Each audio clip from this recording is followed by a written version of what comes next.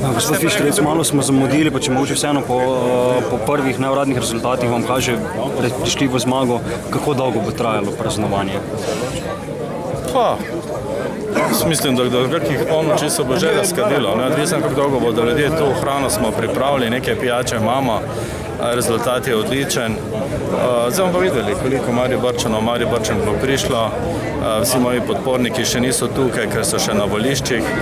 Praktično vsa volišča smo tudi imeli svoje zaupnike, tako da počasi se bo tukaj napolnilo in mislim, po kakšni uri, ko bomo opravili vse dolžnosti preko medijev, bo pa malo veselo. Mogoče jutri verjetno ne bo povsem običajen delovni dan? Ne, jutri bo pač povolilni dan, bo pa moral biti kar običajen, ker je treba veliko stvari postoriti. Moramo začeti iskati večino v mestnem svetu, se programsko s tem pogovarjati, tudi ekipa se bo širila, podžupani bodo prišli, tako da bo dosti dela v tednu, ki je pred nami.